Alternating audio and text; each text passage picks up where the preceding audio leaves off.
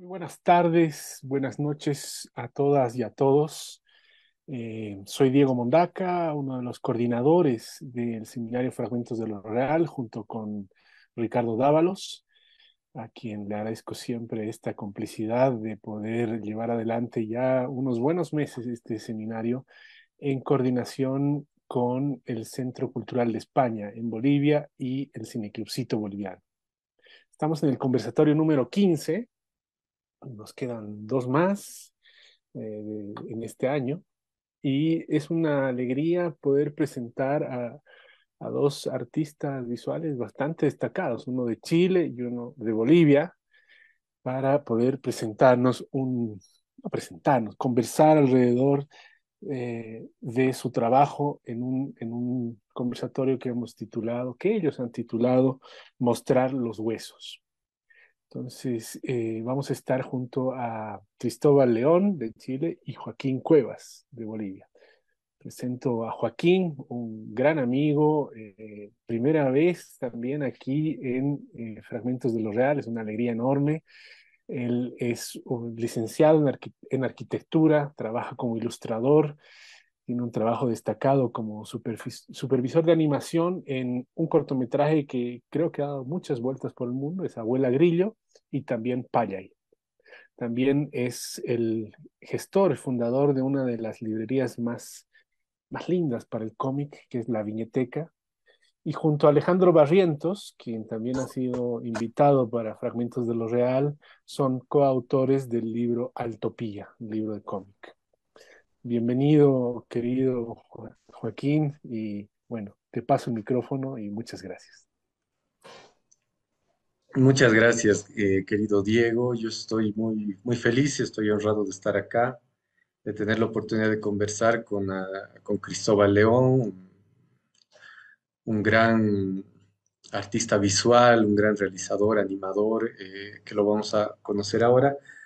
Generalmente en esta parte de los conversatorios uno lee la biografía, ¿no? del invitado, pero justamente creo que de eso trata, ¿no? De eso va a tratar este conversatorio. Nos vas a hablar en extenso del trabajo que no haces tú solo, Cristóbal. Tienes obviamente un equipo, varias personas, pero que en realidad eres parte de una dupla, ¿no? Junto con Joaquín Cosiña, ¿no? Cristóbal León, Joaquín Cosiña codirigen los proyectos en los que, bueno, han estado trabajando los últimos años. Y además se especializan en la animación y particularmente en el stop motion, ¿no? Entonces, bienvenido Cristóbal, gracias por estar acá. Yo creo que podemos directamente pasar a tu presentación y hacerlo más fluido y cuando se nos ocurra algo, se me ocurra algo, o lea algún comentario ahí en el chat de alguien que quiera hacer, yo te interrumpiré un ratito para que nos contextualices o se sirva de aporte eso, esa charla. Bienvenido, Cristóbal, te cedo el micrófono.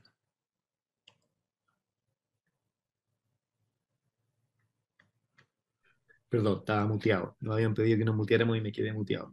Hola a todas, hola a todos. Muchas gracias, Joaquín, por conversar conmigo hoy día. Muchas gracias, Diego, por esta invitación. Estoy muy feliz de conversar con ustedes hoy.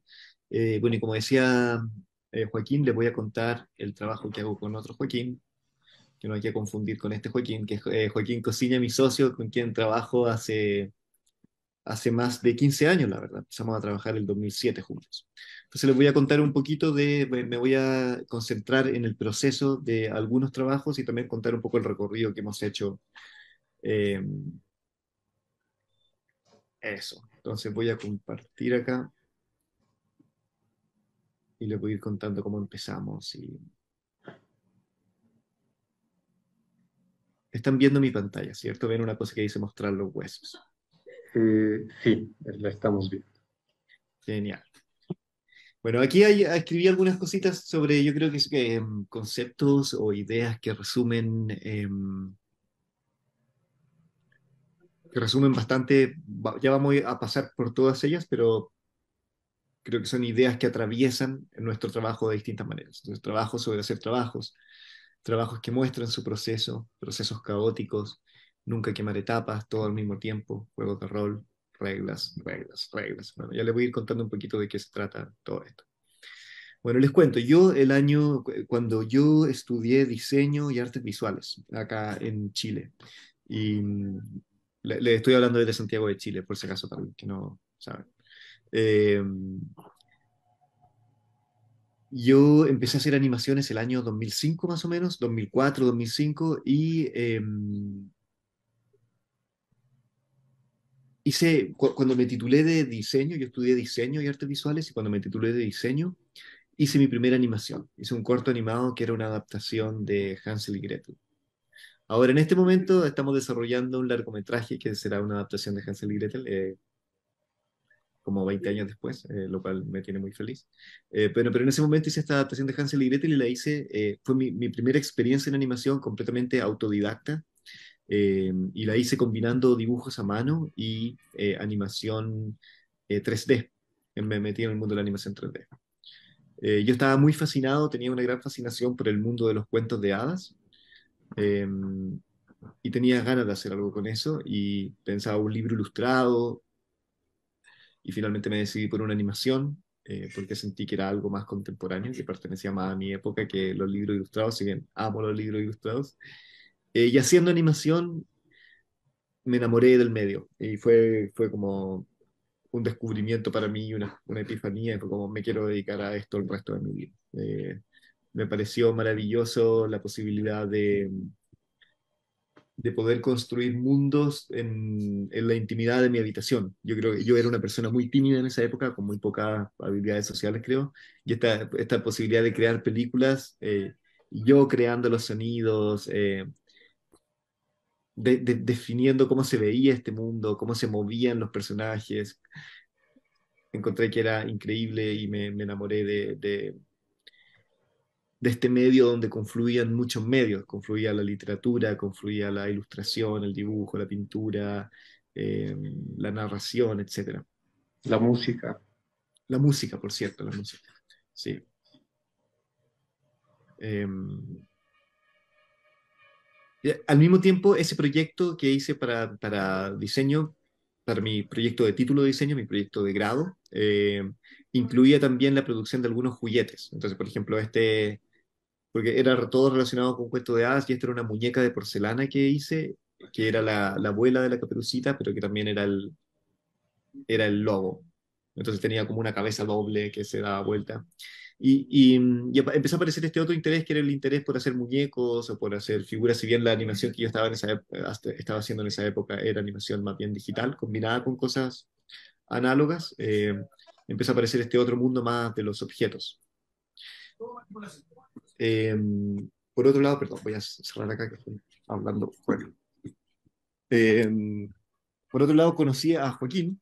Yo conocía del tiempo de la universidad a Joaquín Cosiña, y él estaba trabajando en dibujos a carboncillo, que eran más o menos grandes. Eran dibujos, este habrá tenido 1,5 metros, quizás 2 metros de ancho.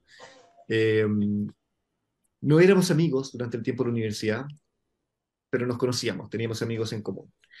Y en algún momento yo voy, pocos años o un año después de haber salido, o 2 años después de haber salido de haberme graduado, voy a una exposición de Joaquín y en la inauguración le propongo que hagamos una animación juntos. Me parecía que podíamos hacer algo interesante juntos. Eh, y era una conversación que podría haber quedado en nada, como típica, no sé, en Chile es muy común hacer estas promesas que realmente nunca se hacen, pero nos empezamos a reunir, y postulamos el proyecto, postulamos la idea de hacer una animación a un al Fondo de las Culturas en Chile. Acá en Chile existen fondos, existe apoyo del Estado para la producción de arte, bastante sólido y ya por bastantes años. Entonces postulamos esto a un fondo de artes visuales, la verdad. Nosotros pensamos que estábamos haciendo un video arte, justo una amiga me había invitado a mí a participar de una exposición que se llamaba Romance, en una galería acá en Santiago, y dijimos, bueno, hagamos algo, una especie de historia de amor. Nosotros le llamábamos videoarte, todavía no entendíamos que estábamos haciendo un cortometraje. Todavía no sentíamos, pero yo también había estado haciendo exposiciones con animaciones, y Joaquín venía completamente del mundo de las artes visuales. ninguno de los dos tenía ninguna conexión con el mundo del cine. Nos sentíamos como nuestro gremio y nuestras redes y todo estaba mucho más en el mundo de las artes visuales. Y decidimos hacer este cortometraje, lo postulamos los fondos y nunca respondieron lo de los fondos ese año, se demoraron mucho, como todos los años en responder, y dijimos, bueno, hagámoslo nomás, hagámoslo con nuestros medios. Compramos carbón de asado, un poco de carboncillo, sacos de tierra y recogimos muebles en la calle y otros muebles que nos prestaron algunas personas. Y contactamos a otra persona porque ninguno de los dos sabía tomar, que queríamos hacer esta animación stop motion y ninguno de los dos sabía tomar fotos realmente. Y escuchamos de este gringo que había llegado a Chile hace poquito, que es Nael Satala. Eh, y Nael se estaba buscando personas con quien colaborar. Y llamamos a Niles y nos tiramos a hacer este corto sin tener mucha idea de lo que íbamos a hacer. Teníamos la idea básica de hacer un cortometraje sobre el proceso de crear un dibujo y de borrar un dibujo. Esa era como la idea básica. Y luego fue apareciendo, bueno, y si hacemos esto en una pared, y si esa pared está en realidad en una habitación, y si la habitación tiene muebles, y ahí empezó a aparecer desde una idea muy plástica, empezó a aparecer una historia. Entonces, pero siempre lo plástico estuvo en el corazón y siempre también esta idea de hacer hacer una obra sobre el proceso de hacer algo, hacer una obra una obra que es al mismo tiempo su propio making of, hacer una obra que muestre cómo está hecha y que muestre una obra que se trate del proceso de hacer dibujos, de borrar dibujos, de construir cosas, de destruir cosas. Eh, Sí, una vez bueno, perdón, no, Cristóbal, no, por una vez favor, yo por favor. te escuché en una entrevista que decías que les gustaban los trabajos en los que eh, en- la forma como se han hecho está en la piel de la obra, ¿no? Es como que delatan un Completamente. poco, ahí se ven los hilos o se ven las cositas que están detrás. Completamente. Yo creo que eso es algo que atraviesa todo nuestro trabajo hasta el día de hoy y después incluso lo radicalizamos más, como van a ver. Eh, pero bueno, les voy a mostrar este corto, les voy a ir mostrando algunas cositas y vamos con este corto. Voy a dejar de compartir aquí. Un segundo. Vamos a ver Lucía. Vamos a ver Lucía. Vamos a ver Lucía. Este fue el primer corto que hicimos los tres, Joaquín, Niles y yo. Y tengo que explicar que hasta el día de hoy, si bien yo trabajo en dupla con Joaquín, como dupla creativa artística, hasta el día de hoy con Nael somos socios y los tres tenemos una productora que se llama Diluvio. Entonces seguimos colaborando estrechamente, pero solo que Nael trabaja más en sus proyectos y Joaquín y yo trabajamos en los nuestros.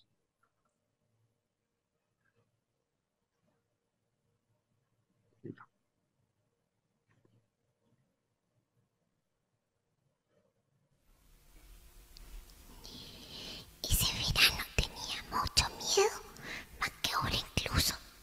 Estaba contenta porque Luis me quería y eso era muy lindo.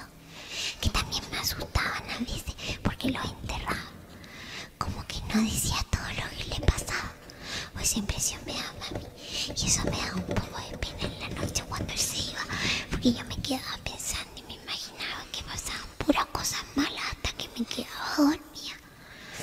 Ahora me cuesta dormir. Escucho ruido y me imagino que hay alguien tratando de abrir la ventana.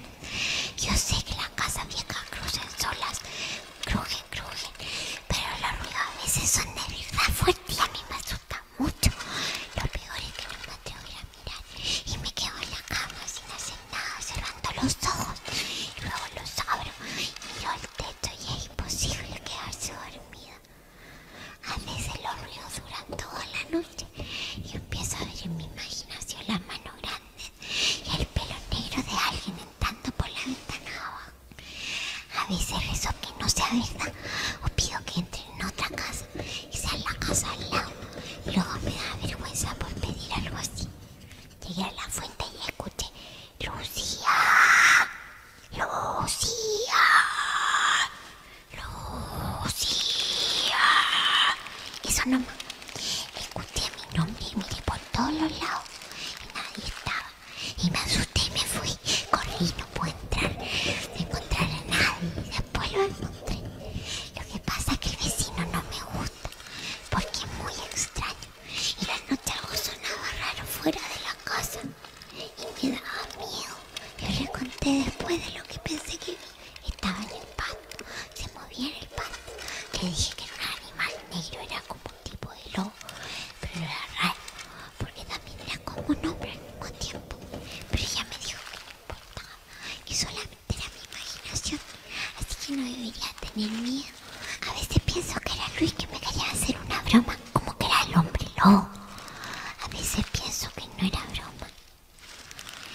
sonaba como una pata pesada de piedra afuera, como ramas rotas y una respiración como de hoyo en vez de boca.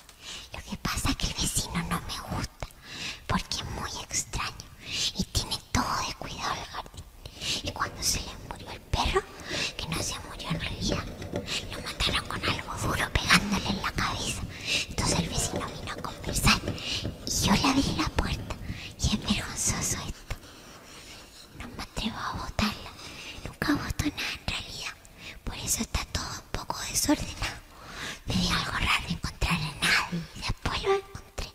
No le conté nada porque yo sé lo que hubieran dicho. Hubieran dicho algo como: ¡ah, mentirosa! ¡Ja, ja, ja! Lucía la mentirosa.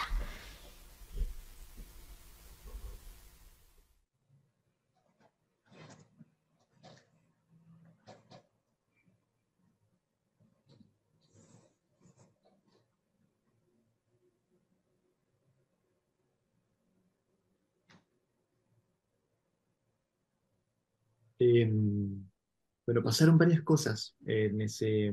Muchas gracias. Eh, Pasaron varias cosas que para nosotros fueron interesantes en ese... cuando hicimos ese corto. Eh, lo primero fue la escritura del guión que hicimos de manera paralela a la animación. Nos tiramos a animar sin tener mucha idea y mientras animábamos o mientras instalábamos el set, eh, empezamos a mandarnos mails entre los tres, con un párrafo que iba creciendo, o un texto que iba creciendo. Alguien escribió un párrafo, se lo mandó a los otros dos, el otro contestó, y así hicimos crecer una voz en off. Está la voz, la narración de Lucía, y algo que fue muy interesante en ese corto, y que es algo que no sé si hemos podido volver a repetir, o que a mí me gusta mucho de este corto, que es que nunca nos pusimos de acuerdo en de qué se trataba la historia. Entonces la historia fue creciendo muy orgánicamente, que para mí es como el ideal de la construcción de un relato y de un trabajo, como que el trabajo crezca lo más parecido a un árbol, como a una cosa autónoma, sin, sin un diseño o sin un control muy fuerte de sus creadores. Entonces la narración empezó a crecer de esta manera orgánica, y como decía, nunca nos pusimos de acuerdo de qué se trataba, y eso hace que en mi experiencia, que todas las personas que lo ven tengan interpretaciones distintas. Como hay gente que me ha dicho: ah, Lucía está muerta, o Lucía sufrió un abuso, o Lucía, no sé, como distintas cosas que pueden haber estado rondando nuestras cabezas o la cabeza de alguno de los tres, pero nunca la hicimos explícita entre nosotros. Y eso yo creo que le da un grado de abstracción y de incongruencia al relato, que de alguna manera se parece más a cómo funcionan nuestras cabezas, como el caos mental nuestro propio caos mental interno se parece más a esta cosa de varias voces tratando de crear un relato coherente, a que cuando uno se sienta y escribe un relato coherente premeditadamente. Creo que incluso cuando uno quiere crear algo incongruente, hay una mecánica del escribir que inmediatamente es mucho más ordenada que lo que es realmente la psicología interna de una persona. Bueno, y acá hay también anotaciones. Estos son la transcripción de los mails que nos mandamos, o el copy-paste de los mails. O sea, ya íbamos anotando algunas ideas visuales. Eh, sí, Joaquín, por favor, si tú quieres interrumpirme en cualquier momento, puedes. Dale, dale, dale. En cualquier Eh, momento te interrumpo. entonces también aquí habían algunas ideas visuales de las cosas que podrían haber ido pasando. Pero también el desarrollo de la animación pasó mucho, que fue lo que nos empezó a surgir en ese momento. Era no sé, la pieza se empezó a transformar en este caos y fue como, bueno, tenemos que destruir más, tenemos que llenar más de tierra, y recuerdo que íbamos a comprar más tierra, o a buscar más tierra al jardín, y subíamos los sacos por la escalera. Estábamos como en un cuarto, quinto piso, y subiendo los sacos y echándolos. Se volvió muy escultural, muy escultórico el trabajo. Y esa fue una dimensión que apareció en el proceso, y que no sabíamos que iba a ser así. Un año después nos dieron el resultado del fondo finalmente, y nos ganamos el fondo cuando ya habíamos hecho el trabajo. Entonces teníamos un muy buen problema. Teníamos un problema porque ya habíamos hecho el trabajo que nos iban a financiar. Eh, pero claro, había todo un tema también con la rendición de la poleta, porque hay que hacer una rendición muy exhaustiva, entonces teníamos que hacer otro corto. Y decidimos hacer la contraparte, el relato del otro protagonista, de Luis. ¿Sí? Como vieron que había una Lucía y un Luis en el, en el relato, y esta vez teníamos que hacer la versión de Luis, y además porque sentíamos que habíamos hecho una especie de magia negra al destruir todo, y ahora había que remediar de alguna manera esa magia. Ahí estamos los tres, este es Niles, no sé si ven mi puntero, pero este es Niles, este soy yo, este es Joaquín, muy jóvenes, esto fue el año 2008, hace 15 años exactamente. Ujú. Y como ven, todo es de tamaño real, eso es algo que a mí siempre se me olvida decir, pero me parece muy obvio. Pero claro, la gente que ve stop motion asume que uno lo hace con miniaturas, y en general no siempre, pero en nuestro trabajo en general trabajamos con cosas reales, y con espacios reales. Así es, Estas son eso fotos. también lo vamos a ir viendo más adelante, ¿no? Creo que a medida que avance la charla y veamos el trabajo de ustedes, se va a ver cómo se desarrolla esa idea. Bueno, y muchas otras ideas que también has ido diciéndonos, creo que están presentes en todos los trabajos, ¿no? En casi todos. Sí. Y empezamos a hacer otra cosa también que nos gustó mucho, que es que no teníamos roles concretos. Si bien originalmente Niles iba a ser más en la fotografía y nosotros en la animación, eso se diluyó rápidamente. Y era, los tres dibujábamos, los tres sacábamos fotos, los tres animábamos, los tres animábamos los objetos, nos gustó mucho este método de no tener roles asignados, y fluir como cómodamente en eso. Bueno, y Luis lo hicimos de manera contraria. Si en Lucía habíamos destruido una pieza y la habíamos llenado de tierra, lo que hicimos para Luis fue que pintamos una pieza de negro. Me estaba despidiendo de alguien. Pintamos una pieza de negro y entramos con hachas, la amoblamos con muebles que nos habían donado, que habíamos encontrado en la calle. Entramos con hachas y en 2 minutos fue nuestro minuto animal y destruimos todo. Y el proceso del corto es el proceso de reparar la pieza y reparar los objetos. Y bueno, se los puedo mostrar ahora, se los voy a mostrar ahora. Eh, Súper. y apareció esta otra dimensión, empezó a aparecer esta otra dimensión que nos gustó mucho, que era bueno, que estaba desde el comienzo, pero era como la animación como un documental, la animación como un documental, como una documentación de procesos escultóricos y procesos materiales. Y esa fue una dimensión también que empezó a aparecer, más que como la imitación eh, de la naturaleza, una imitación naturalista. Lo que estábamos haciendo era como documentación de procesos materiales. Eh, y lo vamos a ver ahora. Más fotos del making of. Ahí está la grabación de la voz. Todo era muy casero. Lucía fue hecho en el taller de Joaquín, que era una pieza muy chiquita. Ahí se ve en el corto, se ve más grande, pero en realidad era una pieza muy pequeñita. Lo hicimos con un gran angular, entonces se ve como más grande, pero una pieza muy pequeñita. Y esto fue hecho en mi habitación. Yo me fui a vivir a otro lugar durante los 2 meses que duró esto, y lo hicimos en mi habitación.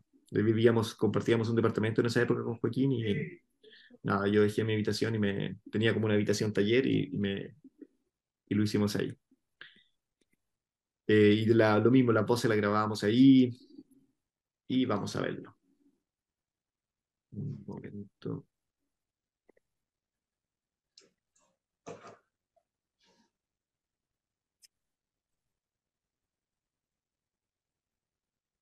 No, te cuento que me fue bien. Es una entrevista como medio corta, bastante. Ella tiene como que Alguien tiene un micrófono abierto.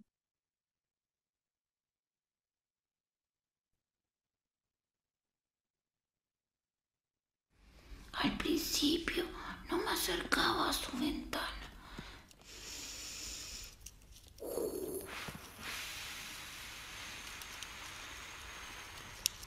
De lejos, porque me daba miedo que alguien escuchara, o los perros.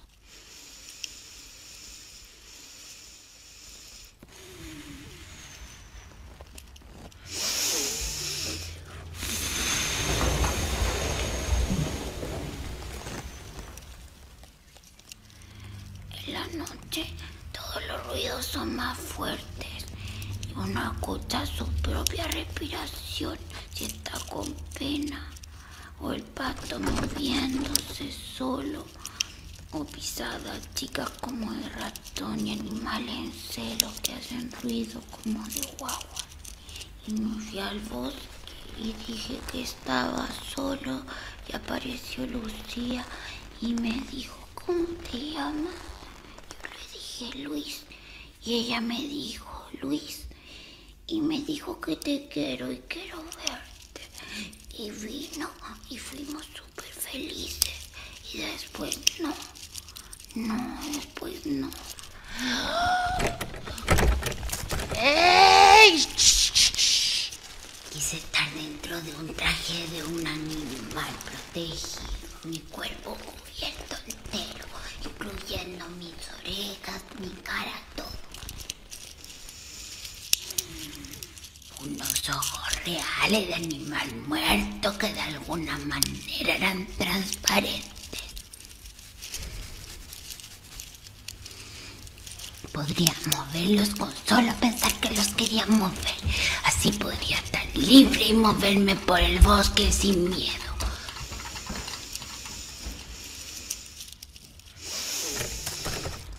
Gritaría en una voz de animal. ¡Ey!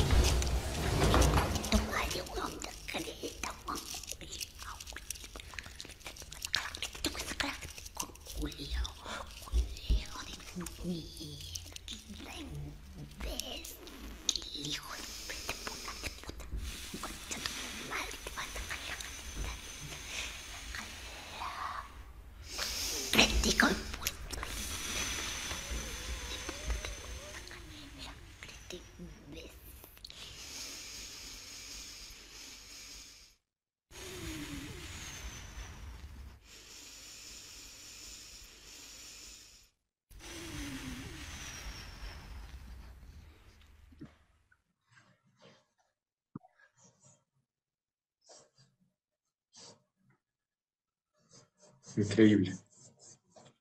Muchas gracias. Em, bueno, luego de eso,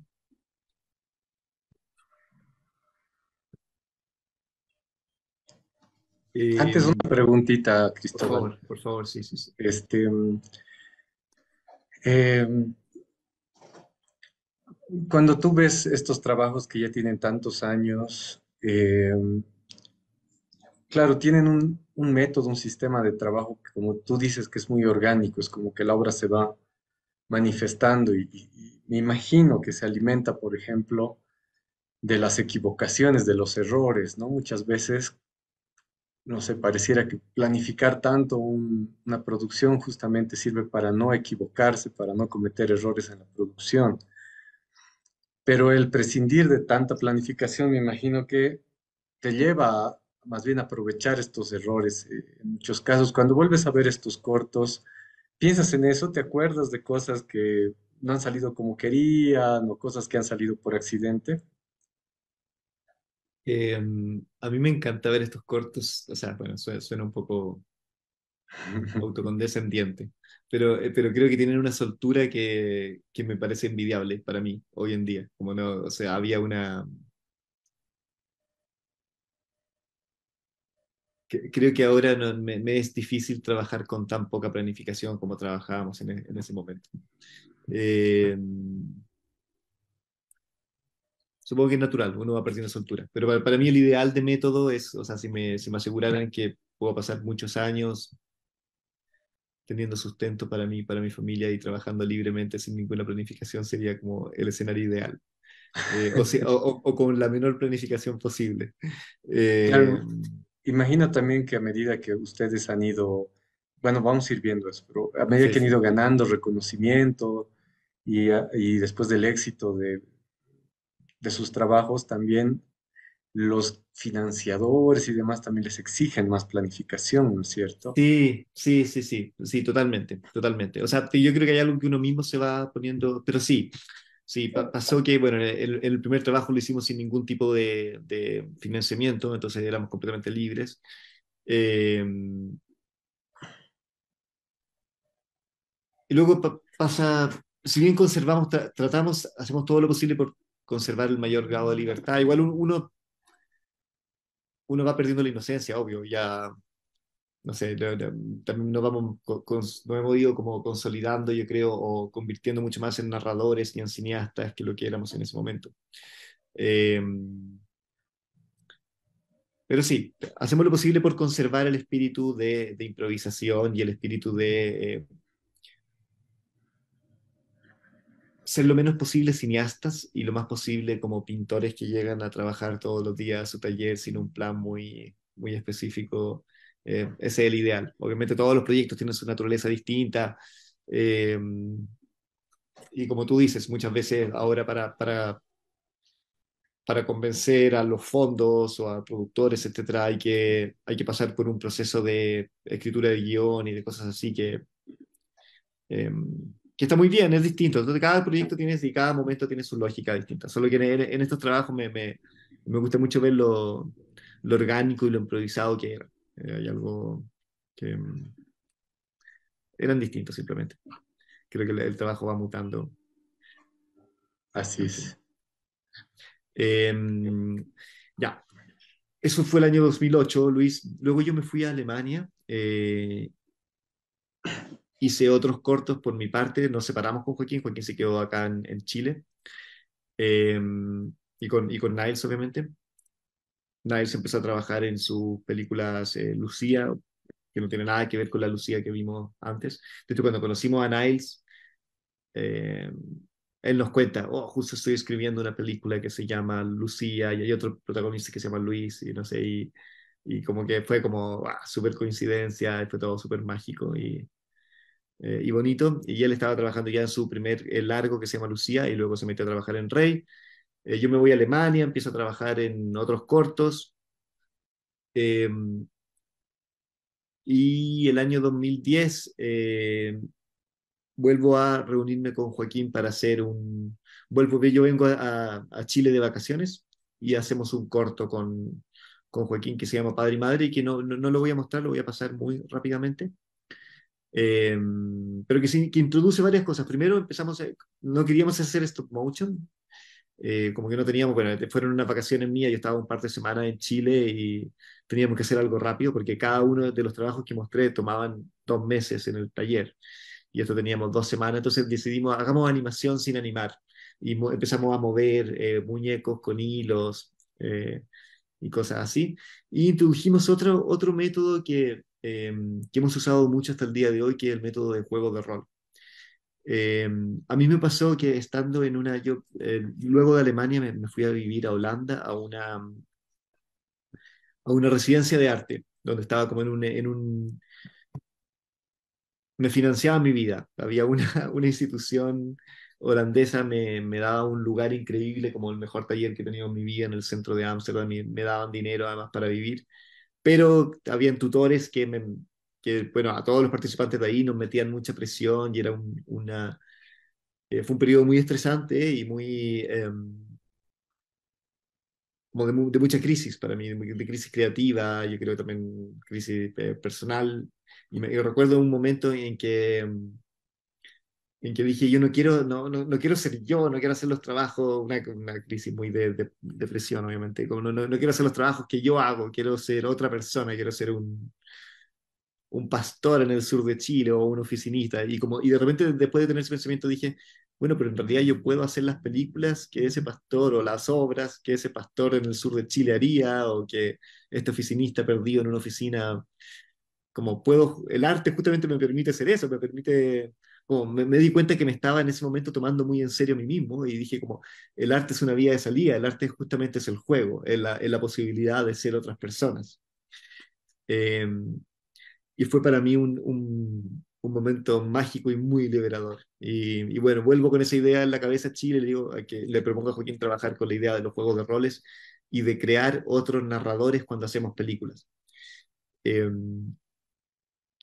que es algo muy obvio en literatura. Uno en literatura lee la novela y el narrador es un asesino.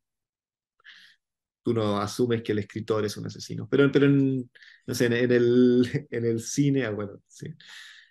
En el cine eso no es no es tan común. Yo creo que bueno, probablemente es común, pero para nosotros era un gran descubrimiento. Y empezamos a trabajar en una serie de cortos donde creamos un personaje que hacía estos cortos. Entonces inventamos un personaje, le pusimos un nombre y todo.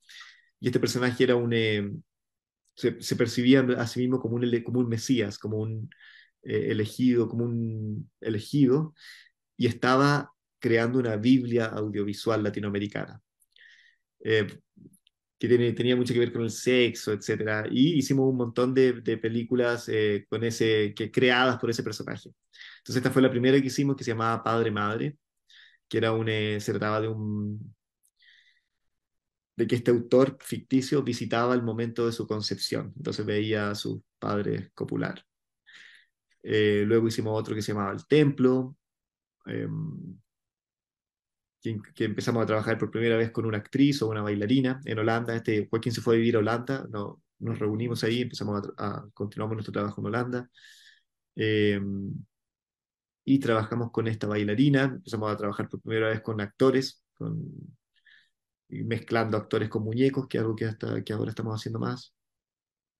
Hicimos otra que se llamaba El Arca, que era una especie de versión del Arca de Noé, y donde empezamos a actuar nosotros también, nos creamos un traje de astronauta con este papel como de cocina para el horno. Eh, y empezamos a filmar también por primera vez en análogo, en celuloide, en 16 milímetros. Y llegamos finalmente, el último que hicimos de estos trabajos se llamaba Los Andes y fue nuestra vuelta al stop motion. O sea, desde el 2008 yo había hecho unas cosas de stop motion por mi lado, pero no, pero juntos no habíamos trabajado en stop motion y el 2012 hacemos Los Andes. Y es el último corto que hicimos de esa serie, de esta Biblia audiovisual. Este fue Y nuestro una storyboard. pregunta, Cristóbal, Por estos favor. cortos se los puede ver en alguna plataforma? ¿Están disponibles o Creo que no, no. sí los he buscado? Deberíamos ponerlo, sí. Eh, La página de Vimeo que tienen ustedes, la productora que nos mencionaste, que tienen los tres, tienen una página de Vimeo, se puede ver como del making of, como algunas cosas, ¿no? Pero no se pueden ver los cortos. es cierto, lo vamos a poner prontamente, yo creo. Gracias. Eh, y este fue el storyboard, este es el nivel de planificación que teníamos en estos cortos de stop motion. Era como, al comienzo hay una oficina, después hay un negro abstracto, después hay una cabeza gigante que habla y al final hay una flor y un templo. Ese era... Y este último corto estaba basado en otro personaje que se va a empezar a repetir en muchas de nuestras películas, que es Miguel Serrano, eh, que es un poeta nazi chileno, un personaje muy extraño, y que siempre nos ha llamado mucho la atención. Y no es que seamos nazis nosotros, siempre hay que hacer esa aclaración, pero nos parecía un personaje muy pintoresco y hicimos un corto inspirado en este personaje. Creo que lo pintoresco es que de repente tenemos incluso nombres de calles en nuestras ciudades, en Sudamérica, que luego te enteras que era una persona de una ideología super nazi, ¿no? En los años 30 o algo así. Sí, no, y Chile es un país muy germanofílico, es muy como, bueno, está todo el caso de Colonia y Dignidad, que luego les voy a hablar a propósito de la Casa Lobo. Ujú. Eh, bueno, creo que es algo muy común de Latinoamérica, el tema del racismo, y es algo muy presente en nuestras ficciones cotidianas, pero de repente aparecen estos personajes que ya son derechamente locos. En fin, y estábamos basados en este personaje, hicimos este corto Los Andes y que significó nuestro regreso de stop motion y fue la antesala a nuestro largo La Casa Lobo. Y voy a mostrar Los Andes. Vamos a ir con eso. Eh, Porque tiene mucho que ver, cuando hicimos Los Andes, tiene mucho que ver con cómo pensamos La Casa Lobo.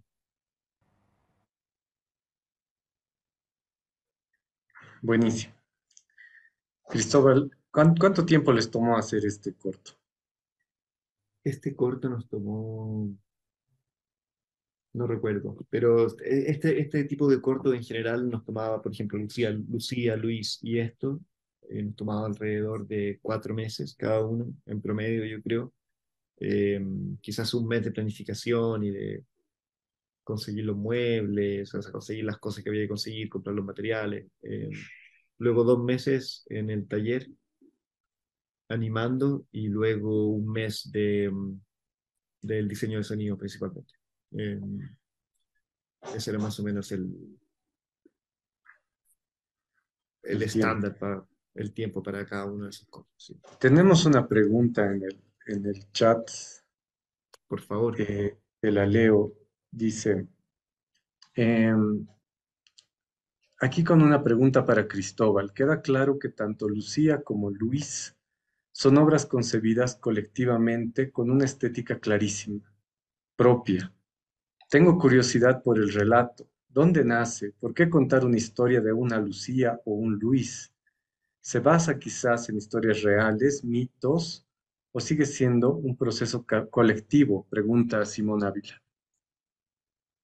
Eh, sí, era una mezcla, la verdad. Era una mezcla fue una escritura colectiva y como contaba antes, no nos poníamos muy de acuerdo sobre qué se iba a tratar la historia, simplemente seguíamos como libremente, nos dejábamos inspirar por lo que el otro había escrito.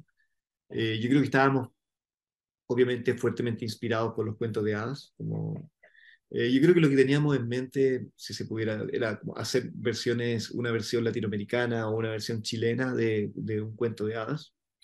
Eh, por otro lado, sabíamos que queríamos contar una historia de amor y que queríamos contar una historia de amor mezclada con cuentos de hadas, mezclada con realidad como social chilena.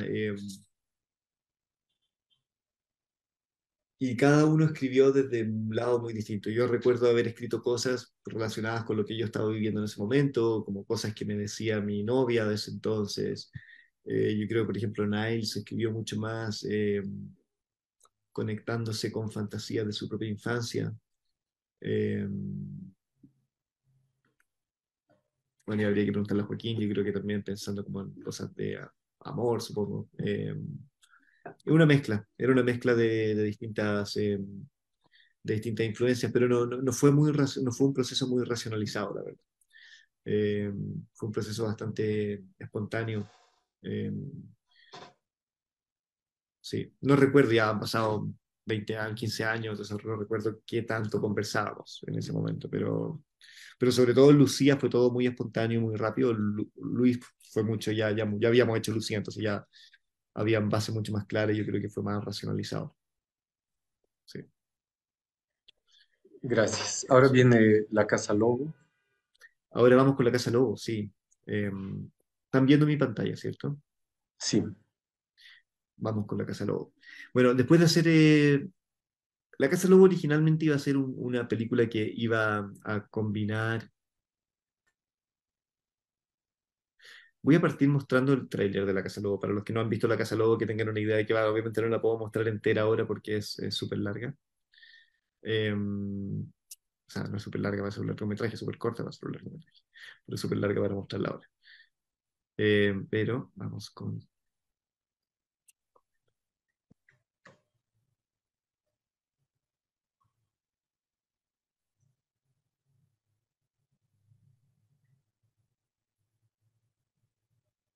La leyenda oscura que se ha creado a nuestro alrededor se debe principalmente a la ignorancia. Espero que puedan apreciar un poquito más a nuestra humilde colonia. Afuera hay un lobo. ¿Hay algún chileno aquí? Hola, vengo de la colonia. Voy a transformar a mi cerdito en criatura hermosa que nunca me abandonará. Desde hoy son Pedro y Ana. ¿Qué les parece si jugamos? un juego divertido que inventé.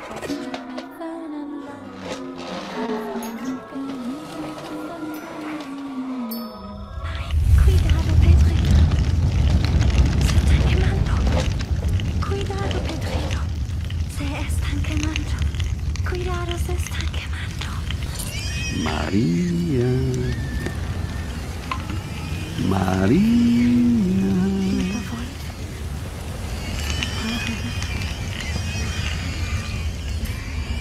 Wolf, ich bitte dich. Hilf mir bitte. Du hattest recht. Du musst kommen. He sido muy duro con María, pero le hará bien.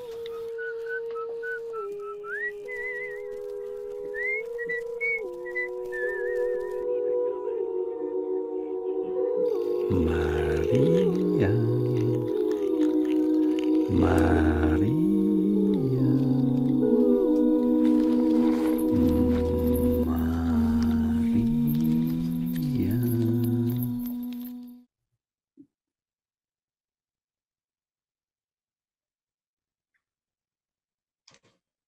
Bueno, a mí, por ejemplo, el tipo de preguntas de, como de dónde venían estos relatos, a veces me es difícil contestarlas porque también nuestros procesos son súper caóticos y siempre cuando describo estos procesos me siento un poco mentiroso porque en realidad tiene muchas más idas y vueltas y también cuando uno está haciendo la animación o la película, esto afecta también la idea inicial, es como toda una... Somos muy caóticos, yo no sé si esto le pasa a todos los creadores, a todos los cineastas, pero en nuestro caso vamos muy poco como de la idea a la historia, de la historia a la realización. En nuestro caso siempre como que todo sucede, o muchas veces sucede simultáneamente y sucede de una manera caótica donde el mismo proceso de producción de animación afecta a la historia y eh, es un caos en realidad. ¿Y Y tú crees, Cristóbal, que tal vez el camino que ha seguido la realización cinematográfica, así como tan estructurada, principalmente respondiendo a necesidades de una industria, ¿no? Que necesita efectivizar mejor las cosas, usar mejor el dinero, digamos, que se invierte y demás. ¿Tú crees que se puede encontrar otro camino, o sea, desarrollar a partir de estas formas, como tú dices, caóticas de trabajar y en las que todo pasa al mismo tiempo y en las que no tenemos roles definidos y en las que, no sé, muchas veces dejamos que, como dijiste, la obra crezca como un árbol? ¿Tú crees que se puede desarrollar otra forma de hacer cine o ya existe tal vez? yo creo que cada vez que veamos una oportunidad de desarrollar otra forma de hacer cine, tenemos que aprovecharla, porque Eh, pero yo entiendo que los gringos, no sé, pues, yo soy un inversionista gringo y tengo 200 millones de dólares o no, ya, 5 millones de dólares y los voy a invertir en una película. Quiero saber qué película se va a hacer y quiero que me aseguren que el guión, obvio, yo no sería así, pero sí, me imagino la cabeza de uno de estos tipos, obvio, si quiere, va a invertir 5 millones de dólares. Alguien te tienen que asegurar que la historia que te están leyendo en el guión es la que se va a filmar y de la manera que te están diciendo que se va a filmar. Eh, pero si estamos haciendo nuestras películas de otra manera, deberíamos aprovechar de hacerlas de otra manera. Como no, lo que yo no entiendo es cuando realizadores latinoamericanos, desde la precariedad, adoptamos las formas de una industria que no es la nuestra. Como no, eso es lo que no tiene sentido. Eso es lo que yo creo que no tiene ningún sentido. O sea, si tenemos la oportunidad y nuestras condiciones son distintas, tenemos que hacerlo de manera distinta. Tenemos que hacer un cine que se adapte a nuestra propia realidad y por otro lado, a mí en animación me parece medio dramático y no es algo que yo quiero hacer. Eh, no sé, los rodajes de ficción con actores, los rodajes de live action, como le llaman, de acción viva, son muy distintos, porque tienes un montón de gente, no sé, tienes 50 personas que dependen de ti y que tú los dirijas bien y estás pagando cada día de rodaje súper caro porque tienes que pagarles comida, etcétera, en un rodaje normal, digo. Eh, y ahí más o menos tienes que ser eficiente, pero con animación es como, no tiene sentido que yo me pase 5 años siendo esclavo de las decisiones que tomé durante 2 meses. ¿Sí? Entonces, necesitamos como necesitamos la incertidumbre para sobrevivir, o si no es como una esclavitud muy prolongada. Entonces, como la Casa Lobo, que nos tardó 5 años, no la podríamos haber hecho de otra forma. Necesitábamos llegar al taller cada día sin saber lo que íbamos a hacer, para que fuera entretenido, eh, incluso para mantener el nivel, yo diría, para mantener el nivel como para mantenernos creativos, o si no nos íbamos a transformar en una máquina de producción. eh, y es lo que pasa con la animación, es tan lento producir un segundo de animación que en ese segundo tuviste muchas ideas, entonces tienes que encontrar una manera, a mi gusto, de darle cabida a los pensamientos y no estar como sofocando tu creatividad todo el tiempo y siendo un esclavo de decisiones previamente tomadas. Eh, Buenísimo. Veremos, nos vas a hablar ahora del proceso de la Casa sí, Lobo. le Súper, voy a tengo hablar, varias preguntas, pero primero veamos el proceso. sí, sí, les voy a hablar en modo muy lento, así que voy a apurarme un poquito. En la Casa Lobo, bueno, como les contaba, hicimos la Casa Lobo, desde lo formal, estaba planificada para hacer una mezcla de animación y muñecos y live action y actores. Esa era nuestra idea original. Eh, pero un día, mientras hacíamos Los Andes, el cortometraje que les mostré antes, una mañana llegamos, Joaquín y yo, con la misma idea que fue como, no, habíamos tenido exactamente el mismo pensamiento la noche anterior y había sido, La Casa Lobo tiene que ser una película como este corto, tiene que ser una película de un plano secuencia de stop motion, eh,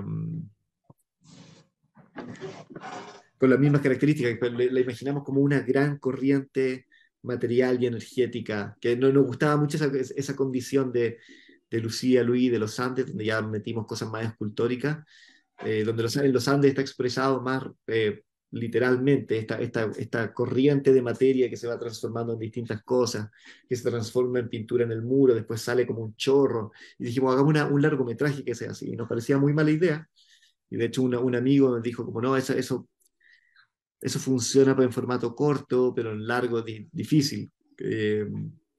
Y justamente porque era una muy mala idea, no, nos gustó hacerla, como nos gustó el desafío y nos pareció divertido empezar a hacer una muy mala idea y demorarnos mucho. Y lo primero que hicimos con Joaquín fue empezar a dibujar muy libremente escenas que nos imaginábamos que esta película podía tener. Entonces empezamos a dibujar, hicimos muchos dibujos y los colgábamos en un muro y en base a eso eh, empezamos a armar una historia con un poco de sentido. Y por otra parte, teníamos esta idea de, un poco basado en esta serie que ya habíamos hecho del Tercer Mundo, que estaba hecha por este personaje que era un elegido religioso, teníamos la idea de hacer una película hecha por una secta. No era una película hecha por Cristóbal y Joaquín, sino que era una película hecha por una secta. Y poco a poco nos empezamos a dar cuenta que esta secta de la que hablábamos eh, era Colonia Dignidad. Colonia Dignidad es una comunidad, una secta de alemanes que se instaló en el sur de Chile a mediados de los años 60, y donde se cometieron muchos crímenes muy atroces, un episodio muy oscuro en la historia de Chile. Eh, Colonia Dignidad colaboró muy estrechamente con la dictadura de Pinochet, ahí fue un campo de concentración, fue un campo de entrenamiento para los agentes represivos de la dictadura, mataron muchas personas ahí, fue un campo de exterminio, y además es muy infame porque el líder de la secta, Paul Schaeffer, abusó de muchos niños de la comunidad, de muchos niños hombres de la comunidad. Esto dentro de una larga lista de crímenes y atrocidades, como por ejemplo que las mujeres y los hombres vivían separados, que no se podían ver, se torturaban todos entre todos, nadie podía salir de la secta, nadie, era una cárcel básicamente, y nadie podía entrar. Por alguna razón, no solo con la dictadura, sino que con otros gobiernos también, Colonia Dignidad tuvo mucha influencia política, entonces ni siquiera era una especie de Estado dentro del Estado chileno, ni siquiera, ni siquiera la policía chilena podía entrar. Era un episodio muy extraño, una historia muy extraña. Y además hicieron tráfico de armas, etcétera. Hay muchas, secuestraron niños, etcétera. Es una historia muy, muy oscura. Y nos dimos cuenta que yo estaba viviendo en Alemania en el momento en que empezamos a pensar o escribir esta película, y para mí Colonia y Dignidad pareció como esta intersección entre la historia de mi país, Chile, y la historia del país donde yo estaba viviendo. Entonces, poco a poco fue claro que la secta de la cual estábamos hablando, de la que queríamos contar esta historia, era Colonia y Dignidad. Y nosotros tuvimos tres herramientas. Estas imágenes están puestas acá porque para explicar un poquito cómo era nuestra herramienta de guión, que esto fue mutando todo el tiempo, no es que las definimos al comienzo y luego nos tiramos en la animación, sino que fueron herramientas de guión, pero que fueron mutantes durante los 5 años de producción. Eh, Primero teníamos un storyboard, como les contaba, que más que un storyboard, porque un storyboard en estricto rigor describe plano por plano una película. En este caso, a mí me gusta explicarlo que era como un libro ilustrado. Los libros ilustrados para niños en general son como 20 imágenes más o menos, un libro ilustrado estándar. Un libro álbum, que le llaman. El libro álbum son 20 imágenes. Eh, y La Casa Lobo era muy parecido. Teníamos 20 imágenes que resumían la historia. Y que, o 20, 25, que van a ser como las 25 también escenas, si se le puede llamar, si se puede dividir esta película en escenas, serán las 25 escenas de la película. Luego teníamos un guión literario que eran simplemente los diálogos de la película, solo los diálogos. Entonces no era un guión convencional. Teníamos por un lado dibujos, por otro lado diálogos, pero como sabíamos que estas cosas las íbamos a desechar y rehacer y reconstruir durante el proceso, hicimos algo que fue sagrado para nosotros, que fue nuestro decálogo de animación. Y este decálogo lo escribimos el día que empezamos a animar y tratamos de respetarlo durante todo el tiempo. Entonces tenía regla como es pintura en cámara, no hay muñecos, todo se puede transformar como una escultura. No hay muñeco y todo se puede transformar como una escultura. Quería decir que no queríamos tener personajes, no queríamos ser respetuosos con la materialidad de nuestros personajes. Queríamos que todos esos personajes formaran parte de esta gran masa material, como los muebles o la arquitectura, y que todo podía ser transformable, todo era materia en nuestra película, todo era materia susceptible de ser transformada. Y un plano secuencia, como les contaba, queríamos que esta película fuera esta gran corriente material y energética. La película trata de ser normal. Como sabíamos que estábamos haciendo una película muy extraña, queríamos que la película recordara de vez en cuando que tenía que ser normal y tratara de contar una historia. El color es simbólico. Como somos muy malos con el color con Joaquín y necesitábamos algún criterio de color y decidimos que el color lo íbamos a ocupar de manera simbólica, que es una regla que más o menos respetamos. Yo creo que no lo respetamos. La cámara nunca está igual entre cuadro y cuadro. Esto tiene mucho que ver con lo que tú decías, Joaquín, antes de ocupar nuestros errores. Como en el stop motion es muy importante que el trípode esté como súper fijo y que todo sea así. En el stop motion convencional, canónico, es así. Y como nosotros no nos resulta así, somos muy caóticos, siempre se nos mueve el trípode, decidimos que lo íbamos a mover siempre.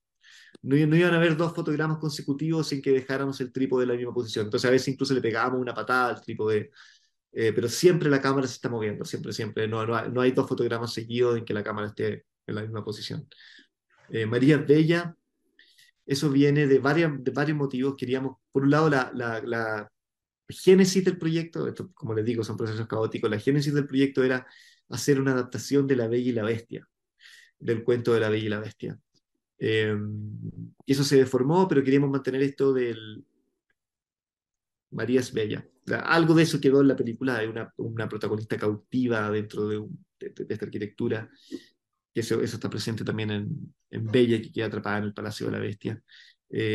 Bueno, en fin, teníamos estas reglas y que fueron nuestro decálogo sagrado, que sí tratamos de respetar, porque si bien sabíamos que la historia la íbamos a torcer, destruir y rehacer, para nosotros era muy importante que materialmente la película estuviera como cohesionada, que tuviera un sentido monolítico, y no que fuera fragmentaria. Entonces, como la historia podía ser rara y fragmentaria y podíamos torcerla, pero no la estructura formal material de la película. Pues esos Entiendo, fueron o sea, del... eso es algo importante para tal vez personas que tienen experiencia haciendo cortometrajes y han sentido como mucha soltura al hacer sus cortometrajes. Al momento de encarar un largo, seguramente necesitan, si es que no van a ir como hablábamos hace rato, por el camino de la industria y tener las cosas así planificadas, sí necesitan tener algo que una, ¿no? Que le dé cohesión a la obra, aunque sea totalmente experimental, ¿no? Completamente. O sea, yo creo que lo experimental no quiere decir no tener reglas o no saber para nada lo que estás haciendo. Para nosotros, desde el... Sí, esto es algo que ahora me doy cuenta que se me olvidó mencionar. Desde el comienzo de nuestro trabajo nos dimos cuenta que es algo que empezamos a explicitar con la Casa Lobo, esto de escribir las reglas en cartón piedra. Nosotros le decimos cartón piedra a ese tipo de cartón, y para nosotros era como nuestros 10 mandamientos escritos en piedra, como Moisés, ¿no es cierto? Y lo teníamos siempre pegado en nuestro taller en algún momento, en algún lugar. Eh, pero la idea de las reglas es algo que empezó a aparecer muy temprano en nuestro trabajo. Cuando hicimos Luis, por ejemplo, nos dimos cuenta, bueno, decíamos, por ejemplo, este es un trabajo sobre dibujo y escultura. Esa era nuestra regla. Este es un trabajo de dibujo y escultura, no es un trabajo de pintura. Entonces eso evitaba que en la mitad del trabajo dijéramos como, metamos rojo y amarillo acá, y era como, no, porque es un trabajo de dibujo y escultura, como ese, eran, ese era el universo material en el cual estábamos trabajando. Y ese tipo de reglas para nosotros siempre fue muy importante. La idea de las reglas está muy asociada a la idea del juego. Y como les contaba, esta idea de jugar juegos de rol. eh, Para mí el arte es juego, es todo el tiempo lo mismo. Solo yo, de alguna vez cuando adolescente jugué juegos de rol como Dungeons and Dragons, ese tipo de cosas, no sé si son comunes allá, me imagino que sí. Pero me pasaba mucho que sentía que había mucha energía creativa en los juegos de rol, en el juego en general, siempre hay mucha energía creativa. Pero finalmente cuando terminas el juego no tienes algo que compartir. Entonces para mí hacer arte es como jugar un juego, pero donde finalmente tienes algo para compartir con una comunidad. Y en este caso, en la Casa Lobo. Y también me gusta mucho la idea del juego porque es muy distinto a la idea de una obra diseñada y controlada por sus autores, sino que es más un sistema, una metodología que uno crea donde también otras personas pueden venir y jugar. Entonces nosotros pasamos mucho tiempo definiendo, no mucho tiempo, pero pasamos tiempo definiendo las reglas del juego que vamos a jugar, y luego nos tiramos a jugar. Y en la casa luego ocurrió que otra gente comenzó a jugar este juego, otra gente empezó a animar espontáneamente, y en todo nuestro trabajo ocurre así. Incluso cuando hacemos pinturas, como la pintura que está ahí atrás, muchas veces pintan nuestros asistentes o los amigos que vienen al taller. Nos pensamos como estructura abierta donde hay un set de reglas más o menos definido, pero donde no nos importa que cada trazo, cada figura, cada cosa sea controlada por nosotros. Bueno, nos tiramos a hacer la película, y muy pronto durante el proceso nos dimos cuenta que teníamos que elegir, estábamos como en esta disyuntiva de, nosotros teníamos una carrera de artistas visuales, nosotros hacíamos muchas exposiciones y en ese momento nos estaban invitando a hacer muchas exposiciones en Chile. Eh, pero por otro lado queríamos terminar esta película algún día, si nos distraíamos mucho con otras cosas no íbamos a terminar nunca.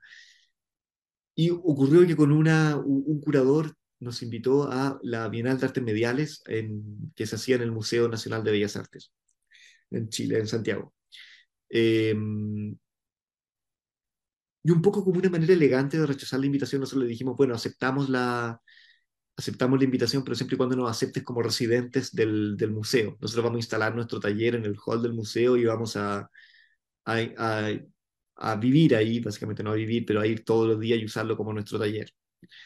Con todo el caos y toda la suciedad que eso implica. Y nosotros nos imaginamos que nos iba a decir que no nos iba a poner complicaciones, pero nos dijo, sí, dale. Y eso abrió una nueva cosa en nuestro trabajo que fue esta itinerancia. Y la Casa Lobo fue producida en gran parte así. Entonces, durante 2, 3 o 4 meses, incluso acá en el Museo de Bellas Artes, instalamos nuestro taller. En el Museo de Bellas Artes construimos esta casucha, así como, bueno, no la construimos nosotros real, que nosotros la terminamos. Y estaba dividida en dos. En una mitad, ahí donde se puede ver esa persona, proyectábamos las escenas que ya habían sido animadas de la película, era como un microcine. Y en esta otra mitad teníamos nuestro taller donde animábamos una escena de la película. Eh, y esto lo empezamos a repetir en muchos museos, no solo en Chile, también en Buenos Aires, Hamburgo en Alemania, en Ámsterdam, en Ciudad de México. Nos empezaron a invitar a muchos lugares a hacer esto y para nosotros fue súper bueno porque fue súper bueno en muchos sentidos. Primero, radicalizaba nuestra idea de exponer los procesos. Esta idea que estaba desde el comienzo de nuestro primer cortometraje, que era hacer una obra sobre el proceso de hacer un dibujo, aquí se radicalizaba porque hacíamos exposiciones enteras, gigantes, donde una exposición sobre el proceso de hacer una película y exponíamos el caos y la mugre y la organicidad de nuestros procesos, que era algo que nosotros en nuestras primeras exposiciones, pues decimos Lucía y Luis, acá no hay fotos, pero intentábamos replicar en las exposiciones esa cualidad escultórica, como instalativa de nuestros sets, pero siempre fallaba porque siempre era una ilustración o una réplica o una imitación, pero en este caso lo estábamos haciendo literalmente, era como, estábamos haciendo una instalación mutante, todos los días era distinta, si venías el primero y el último día de la exposición, veías exposiciones completamente distintas. En este caso, por ejemplo, nos instalamos en el Museo de Arte Contemporáneo en Chile eh, y construimos este castillo que para nosotros, nosotros nos sentíamos como los Walt Disney chilenos y ahí construimos como le llamó la curadora, el castillo Walt Disney en situación de calle, o el castillo Walt Disney de vagabundo, básicamente. Y muchas de estas instalaciones las construíamos con los restos de exposiciones anteriores del museo. Nos metíamos en las bodegas, donde están que son los mejores espacios de los museos en general. Nos metíamos y sacábamos los cartones y las maderas que habían quedado ahí de exposiciones anteriores y con eso construíamos nuestros sets. Y la gente podía ver cómo animábamos por las ventanas de este taller. Y empezó a pasar algo. Perdón, Perdón, Joaquín. Sí, sí, sí, dale. el delay de, por más que viaja a la velocidad de la luz, igual hay un medio segundo de delay. Me hace pensar otra cosa esto que nos estás contando, ¿no? Hemos hablado como de otras maneras de hacer cine, encontrar maneras alternativas que no sean la gringa, digamos, de hacer cine. Y otra cosa importante que encuentro acá en lo que nos estás mostrando es este tema de hacer del proceso, creo, algo tan importante como la obra, ¿no? Me pongo a pensar que en una producción generalmente, toda la gente que yo conozco que está en el mundo de los audiovisuales, del audiovisual, es gente muy estresada, ¿no? Es gente que siempre está estresada con un cronograma ahí estricto y demás. Y, y esta forma de trabajo me parece que, que cuestiona todo eso, ¿no? O sea, realmente mi proceso no tiene por qué ser un estrés, no tiene por qué ser así un trabajar y trabajar todos los días hasta que la obra salga y el resultado es la obra, sino que el proceso también es la obra, ¿no? Entonces me parece otra cosita para tomar en cuenta, ¿no? Y otra cosa también que yo personalmente me llevo como aprendizaje. A mí me pasa mucho que voy a los talleres de mis amigos pintores. Bueno, ya no voy porque ahora estoy viviendo en la paternidad, básicamente, y ya no salgo. Voy del taller a mi casa, a la casa del taller. Pero bueno, cuando iba a los talleres de mis amigos artistas, siempre me pasaba que era como, los talleres eran demasiado mejores que las exposiciones finales. Siempre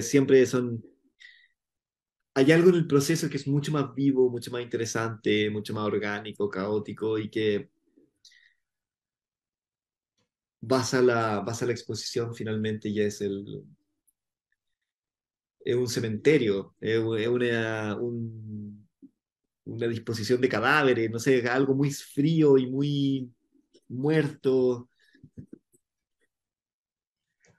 Y a cada vez tenemos que hacer, nos imponemos de alguna manera hacer del proceso una obra y hacer de la obra una exhibición de un proceso. Eso es como lo que intentamos todo el tiempo. Sí, eso. Gracias. También, Dale. también por un tema económico, yo encuentro. O sea, por un tema, suena un poco miserable hablar de este tema, pero hay algo en los recursos. Es muy triste es muy triste que lo más interesante no se muestre. Y que o sea, esta idea de que todo el proceso tiene que quedar oculto, encuentro es muy triste porque a veces los rodajes son mucho más interesantes que las películas en sí. Entonces, como mucho de nuestro esfuerzo lo ponemos en cómo hacer obras que estén desnudas, que tengan las entrañas hacia afuera, que muestren los huesos, que muestren los órganos. Eh, Creo que hoy en día, no sé, uno ve una película con muchos efectos especiales y creo que no es ya común que la gente se pregunte cómo lo han hecho, ¿no? Así, ya así son computadoras, eso, ya. Efectos sí, especiales, dicen, no punto. sí, Creo que tal vez cuando éramos niños, o sea, que tú y yo somos niños de los ochentas, todavía había películas que nos hacían dar ganas de saber cómo se habían hecho, ¿no? Y había programas, yo me acuerdo que había un par de programas en la televisión que eran sobre cómo se han hecho las películas, ¿no? Así cómo se filmó, digamos.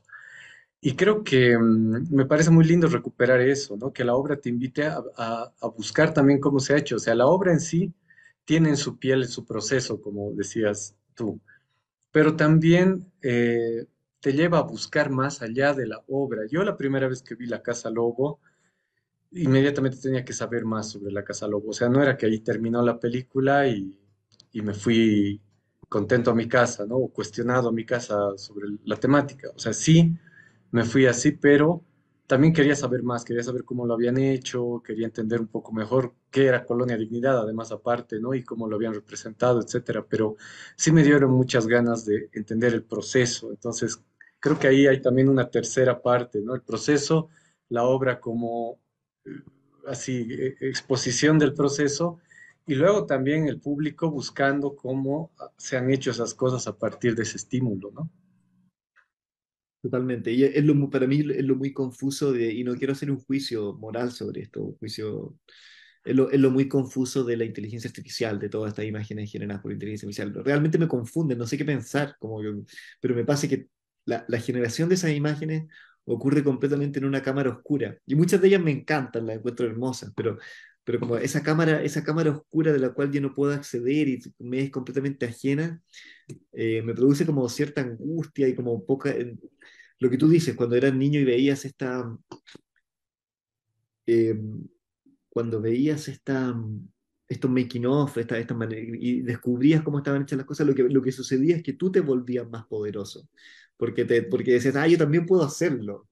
Y para mí el arte debería entregar eso, debería entregar como la sensación de que la otra persona también puede hacerlo, de que el espectador también, como, son como estas cosas de hágalo usted mismo, hazlo tú mismo. Como que la obra tiene que hacer eso, yo siento. La obra te tiene que entregar libertad en vez de aplastarte. Como cuando yo veo una película de superhéroe gringa, muchas de ellas me gustan, si no, esto no es nuevo juicio, pero lo que hacen es como me aplastan, porque es como es algo venido del cielo que aterriza y yo no tengo ninguna posibilidad de entrar en eso. Y en cambio, sí, a mí me gustan las obras que me permiten a mí sentirme creativo, que me permiten a mí sentirme que alguien que puedo hacer cosas así. Súper. Y Eh, la Casa Lobo es una de esas obras para nosotros, ¿no? Para los que la hemos visto. muchas gracias. Eh, bueno, pasó aquí que cuando empezamos a hacer este proceso de la itinerancia en los museos, muchas personas nos preguntaban como, ¿y cómo va a entrar la arquitectura de los museos? ¿Cómo el hecho de que el proceso haga esta itinerancia y pase por estos museos va a quedar registrado en la película? ¿Cómo la película va a recoger esa itinerancia? Y nos decían, va a estar la arquitectura de los museos incluida, o de las residencias, no todos fueron museos, algunos fueron galerías, otros fueron residencias en casas, o en galerías muy pequeñitas. Y lo que pasó, más que la arquitectura de los lugares colarse en la película, lo que se coló fue algo más social, participativo. Sucedió que cuando estábamos en el primer museo, sucedieron varias cosas, pero teníamos una lámpara. Un día teníamos una lámpara muy bonita que había comprado la directora de arte y llegó una señora, este museo muy concurrido está en pleno centro de Santiago, llegó una señora y nos dijo, qué linda la lámpara, ¿me la regalan? Y yo le dije, no, no te la podemos regalar, pero te la podemos cambiar por una lámpara de tu casa. Eh, y desapareció un rato y después de media hora llegó con una lámpara, quizás alcanza a ver, de hecho era esta. Esa lámpara roja era una lámpara muy, barata que no fue a buscar a su casa, la compró en la tienda china de la esquina. Y bueno, ya le habíamos dicho que se la íbamos a cambiar, entonces se la cambié, la directora de arte no le pareció, obviamente. Eh, y después ella dijo, bueno, yo también pinto, podría traer mis cuadros y ponerlos acá. Sí, obvio, dale, y puso sus cuadros, empezó a poner sus cuadros.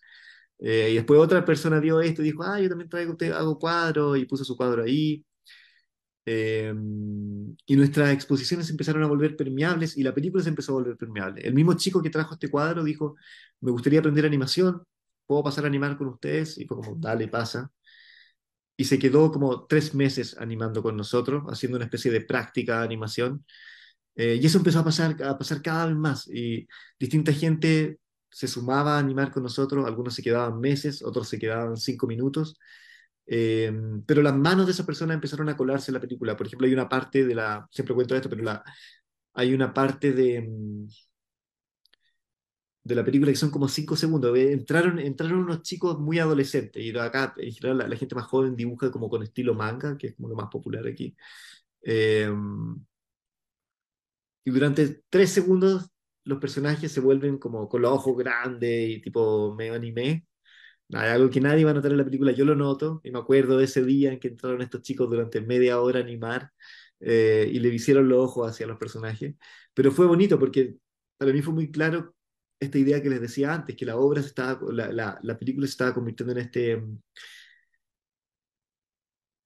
o el proceso era este juego donde mucha gente estaba jugando y no era algo absolutamente controlado y diseñado por nosotros, sino que habíamos como instalado un sistema en el cual distintas manos y distintas técnicas y personalidades de distintas personas podían incorporarse. Y ahí yo quisiera hacer ¿no? Ligar esto que has dicho, unir con lo que nos explicaste cuando estábamos hablando de Lucía, que justamente la construcción de lo que se puede llamar guión, lo han hecho tres personas, cada uno poniendo algo para darle cierta coherencia. Esa idea de un poco abandonar el ego, mi visión personal de las cosas y simplemente estar ahí por la obra y ver cómo sale la obra, siento que se ha empleado a mucha más gente, ¿no? Y gente además desconocida. Completamente, completamente. Y empezamos también, bueno, esto ya más, empezamos, nos prometimos, nos gustó mucho este proceso y nos prometimos nunca más hacer exposiciones que fueran simplemente la disposición de objetos, sino que dijimos, siempre nuestras exposiciones van a ser exposiciones vivas. Eh, y empezamos a hacer talleres para niños alrededor de nuestro taller, conciertos de amigos, eh, etcétera. Inventamos todo este método de, bueno, darle vida y exponer procesos. Y en los mismos talleres de los niños se convertían después en la exposición, etcétera. Y creo que voy a tener que terminar acá porque ya se nos está acabando el tiempo y no voy a alcanzar a mostrar los huesos. Eh, Creo que sí, eh, pero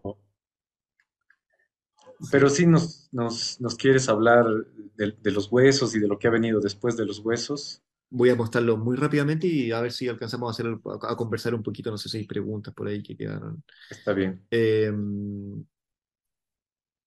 los huesos nace a raíz del estallido social, que fue un gran movimiento social en octubre, que comenzó en octubre del 2019 en Chile y que tuvo que ver con, ahora es difícil determinar con qué tuvo que ver exactamente, pero tiene que ver con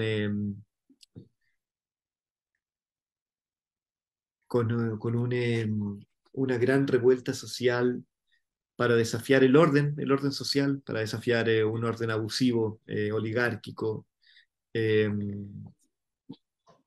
y que uno de los emblemas de esta, o uno de los símbolos importantes que apareció durante el estallido social fue la Constitución que rige Chile actualmente, que es la Constitución de 1980, una constitución creada en dictadura. Eh, entonces hicimos un corto con la idea de, medio en serio y medio en broma, de hacer un ritual para liberar a Chile de esta herencia o de este signo, de esta herencia oligárquica, del poder asociado a una clase muy pequeña. Entonces, ¿cómo hacíamos un ritual para liberar a Chile de esto? Eh,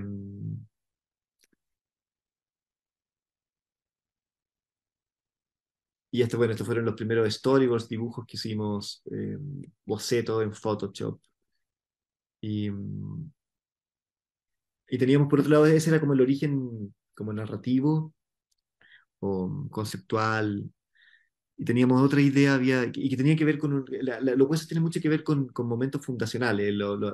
El estallido social fue un momento que tuvo unos aires muy refundacionales. Y por otro lado estábamos inspirados en un mito de origen, no, yo no tengo foto acá, pero un mito de origen de la animación stop motion que es la de Starevich, que es el padre de la animación stop motion, el padre de la animación, si se quiere, y que él trabajaba como director de un museo de historia, un museo de historia natural, y quería hacer esta es la historia que cuenta él, o sea, si es verosímil o no, él cuenta que quería hacer una película sobre las cucarachas, pero cuando les ponía los potentes focos que se necesitaban en ese momento para filmar, estamos hablando de comienzos del siglo XX, 1900, eh, las cucarachas o se morían o se escapaban. Entonces lo que hizo fue tomó cadáveres de cucarachas y las reemplazó las patitas por alambres y con eso empezó a hacer animaciones. Y a mí me gusta mucho esta historia porque siempre nos preguntan por qué hacen animaciones tan oscuras y eso, y yo siempre cuento esta historia y digo como, bueno, el origen de la animación es una magia negra, es Frankenstein, el origen de la animación stop motion es Frankenstein, es inyectarle vida por medios mágicos y por medios o técnico mágicos a cadáveres. Entonces es nigromante, la animación stop motion está asignada por eh, este origen mágico y oscuro además, la animación de cadáveres. Teníamos la idea de tomar la misma idea, pero hacerlo en vez de con cadáveres de insectos, con cadáveres humanos.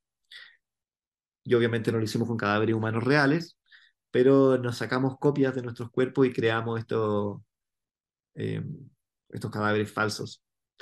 Ese es Lucas, el productor, y que sirvió de modelo para el torso. Yo serví de modelo para el lado derecho, Joaquín para el lado izquierdo, de los muñecos. Y tomamos dos figuras de la historia de Chile, Jaime Guzmán, que fue la principal figura detrás de la Constitución de 1980, y Diego Portales, fue como la gran figura del siglo XIX ligado a la defensa de la oligarquía. Y les puedo mostrar un pedacito, ya para concluir, un pedacito de los huesos, es largo, así que no alcanzamos a verlo entero, pero bueno, ahí... Bueno, y otra cosa que innovamos en este corto fue que construimos por primera vez, nosotros trabajábamos sin... esto es algo muy común en estos muchos, o sea, se crean esqueletos metálicos para los muñecos, y nosotros nunca trabajamos con eso, porque los muñecos aparecían y desaparecían, eran de cartón y de materiales muy ligeros y transformables. Y en este caso había un personaje que es la niña, que es quien ejecuta el ritual, eh, y tomamos a mi sobrino de referencia y le copiamos y con mi hermano construimos este esqueleto grande, que es como normalmente los esqueletos de estos monstruos son pequeñitos, pero en este caso construimos uno del tamaño de un niño real. Y que nos permitía hacer movimientos mucho más naturalistas que lo que normalmente nosotros hacemos. Y esto fue el nivel de nuestra producción, como pueden ver, estas son la técnica, nuevamente un decálogo y fotos del proceso. Y lo filmamos en celuloide. Y teníamos la idea de que este era el primer cortometraje animado de la historia. Entonces, nuevamente jugando este juego es un cortometraje de 1900 o 1901 que nosotros estamos restaurando, no que nosotros estamos haciendo. Eh, y el primer cortometraje de la historia y es chileno. Entonces, también nos divierte mucho eso de como reimaginar la historia de la animación, y también crear nuestros propios ancestros, como nuestros propios referentes. Nos pasaba mucho que cuando comenzamos a hacer animación no había una tradición de la animación chilena a la cual nos podíamos anclar. Entonces, crear esa genealogía artística nos divierte mucho. Sí, sí, es algo muy, muy, muy divertido. Yo ahorita me acuerdo de una novela gráfica muy linda que es, no me acuerdo, no, Sonny Liu se llama el autor, es un malasio que vive en Estados Unidos y él hace la historia de su país, la historia de un gran dibujante de su país, ¿no? Y es un dibujante que durante todo el siglo XX fue acompañando los movimientos y las cuestiones políticas que pasaban y además iba adoptando un estilo en cada momento de la historia, ¿no? Digamos, al inicio tenía una influencia de Osamu Tezuka, después le llegó la influencia de Moebius, y así va creando la historia de este personaje y además intercala con entrevistas que él dibuja, ¿no? Del día que lo entrevistó y demás. Pero resulta que es un personaje ficticio, ¿no? O sea, Qué nunca bonito, existió. qué Más bonito. bien ha llenado ese hueco que en su país, digamos, no tiene un Tezuka, un referente así, ¿no? Como en este caso del cómic, pero me parece que sí es algo que nos antojamos siempre acá en nuestros países, de tener referentes en el siglo XX y como no los tenemos, los inventamos, ¿no? Tal cual, tal cual. Va, por favor, mándame después el nombre Súper, del libro o del autor. El corto gracias. se puede ver en Movie, si es que alguien tiene Movie por ahí. Ok, gracias. Cristóbal, creo que nos quedan dos cosas por hacer, por conversar. Primero que nos hables de los proyectos, el proyecto, los proyectos en los que estás ahora. Y Diego me da una buena idea, me dice, tal vez podrías hacerlo mientras nos haces un recorrido por el taller, nos muestras un poco tu taller. Y bueno, y después podemos hablar sobre una cosa más, pero realmente creo que tenemos poco tiempo, así que te dejo la palabra si quieres hablarnos algo sobre lo que estás ahora. Ya, voy a hacerlo más que por recorrido del taller, que también lo puedo hacer, pero les voy a mostrar antes, mientras les cuento, les voy a mostrar un pequeño video sobre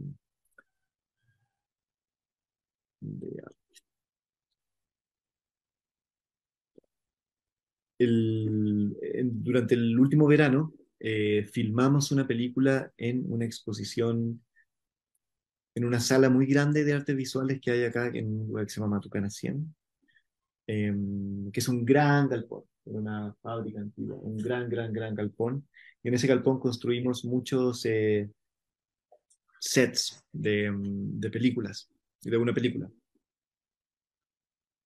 Em, y, y filmamos esta película frente a los ojos del público. Entonces la gente podía ver cómo estábamos filmando esta película y era como, todos los sets eran muy teatrales, un poco como si fuera una película de Méliès, y era una mezcla de el trabajo con una actriz o con dos actores, y muchos muñecos, muchos efectos muy simples, efectos prácticos.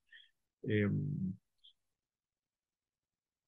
y había cosas de ciencia ficción, en fin, es una película súper fragmentaria, un guión súper extraño sobre que parte con la actriz, ese es el público, ahí la gente estaba mirando un monitor y podía ver cómo estábamos filmando.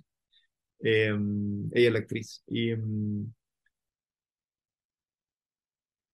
a ponerlo, ¿no? Que entonces descuento. Y ese es el proceso,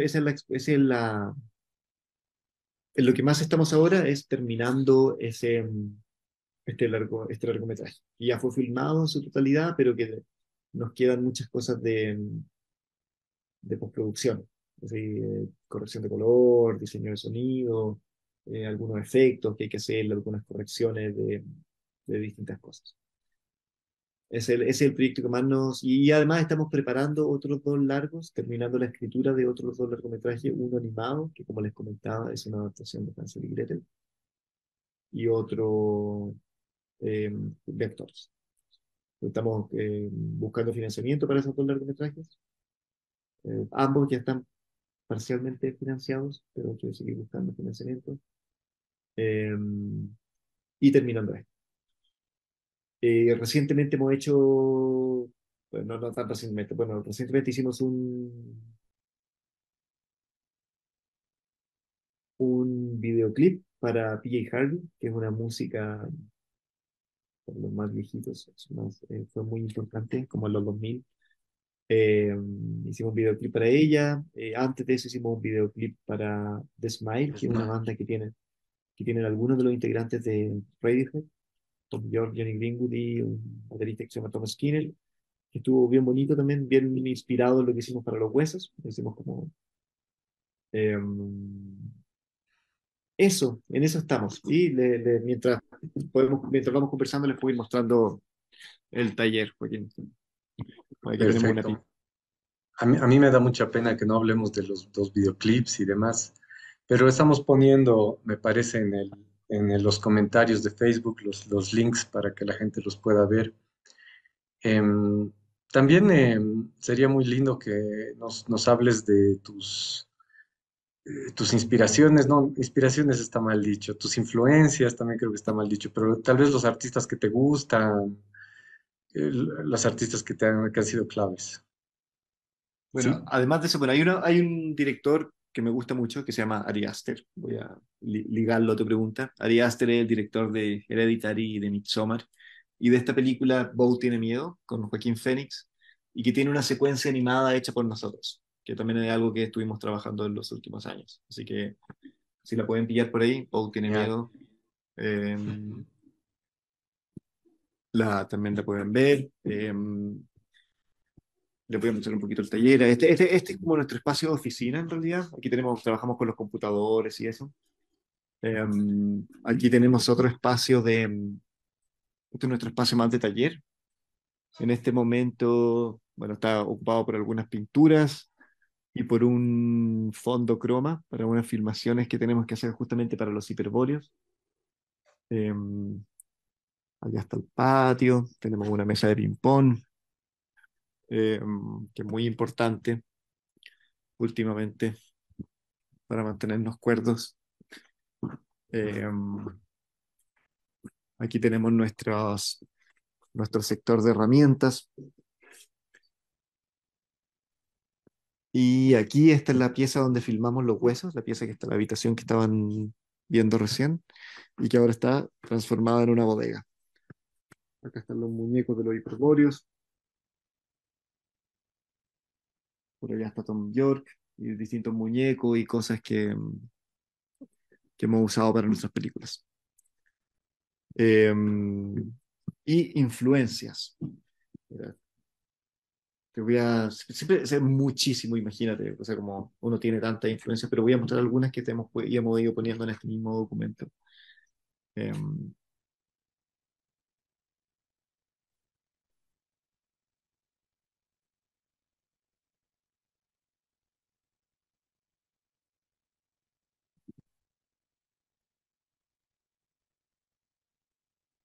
Estos son artistas que amamos mucho. Eh, Hay muchas cosas que nos gustan, pero por ejemplo, esto es un corto que fue muy inspirador para nosotros, que se llama The Way Things Go, The Way Things Go, que es de unos artistas suizos, una dupla de artistas suizos que se llaman Fischli y Weiss. Uno de ellos murió. Y es un corto de estas típicas máquinas de una pelotita, empuja un dominó, ese dominó bota otro dominó, y después esto bota un vaso, y el vaso, y es un corto que va como media hora de una máquina de ese tipo, y nada, es muy increíble y fue muy inspirador para nosotros para entender, por ejemplo, la Casa Lobo. Esta como cadena de sucesos que se van en cada, o sea, que esta corriente energética, que es algo que no nos gusta mucho en nuestros cortos. Medardo Rosso es un escultor italiano contemporáneo a Rodin. Esta es una productora de animación stop motion, Rankin Bass, que eran en Navidad, cuando yo era niño, ponían estas películas de Juanito Escarcha o Rodolfo el Reno, y también son muy inspiradoras. Esta colección de libros se llamaba El País de los Cuentos, de una editorial japonesa que se llamaba Frebrukan. Y también estaban presentes en cada hogar en Chile cuando yo era niño y fueron muy influyentes en la estética de la Casa Lobo, por ejemplo. Francis Bacon es un pintor como ven, las influencias son muy diversas y de fuentes muy distintas, disímiles. Francis Bacon es un pintor que es muy no ha influido mucho. Bruce Bickford para mí es como mi ídolo máximo de la animación. Si pueden ver, hay un documental sobre él que se llama Monster Road, como El Camino del Monstruo. Es maravilloso. Y tiene también un corto, un mediometraje en realidad, que se llama Prometheus Garden, como el jardín de Prometeo, que es increíble. Lo recomiendo mucho. Él es como un genio absoluto, es una mente brillantísima. Se hizo muy famoso porque hacía animaciones para Frank Zappa. em, Harmony Korine, un director que nos gusta mucho. Esta película Trash Campers es muy inspiradora. Tata Colores era como el referente de animación stop motion en Chile. Era una cosa que daban cuando los niños se iban a ir a dormir, cuando nosotros éramos niños. Y era como el referente del stop motion chileno. Eh, Vivian Barry se llama la autora. Eh, un gran valor de la animación en Chile. David Lynch, sobre todo los primeros cortos de David Lynch son súper inspiradores. David Lynch, su primer corto, que es este Six Men Getting Sick, que en realidad era una especie de instalación, es un corto animado. Y David Lynch partió haciendo animaciones. Bueno, en general, David Lynch yo creo que es nuestra mayor influencia, o quien está más presente en nuestras conversaciones. El santo al que más le rezamos, yo diría. Como, su pintura, sus películas, sus cortos, es todo súper inspirador. Sí, es nuestra mayor influencia, definitivamente. Henry Darger es un dibujante y escritor outsider gringo que descubrieron toda su obra cuando él se murió y entraron a su pieza y habían páginas y páginas de ilustraciones, unas cosas loquísimas. Eh, Muy inspirador también. Hans Bellmer, un artista que tiene esta serie que se llama La Poupée. Eh, una muñeca que también fotografiaba medio durante la ocupación nazi en Francia y hacía estas fotos en secreto.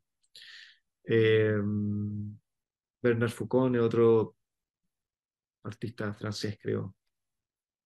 Bueno, Jan Svankmajer, estamos obligados a mencionarlo. Si bien no lo miramos tanto, siempre en nuestras cosas se termina apareciendo Svankmajer, que es como el gran animador stop motion más experimental. Y nada, esta película Alice definitivamente fue súper, súper, súper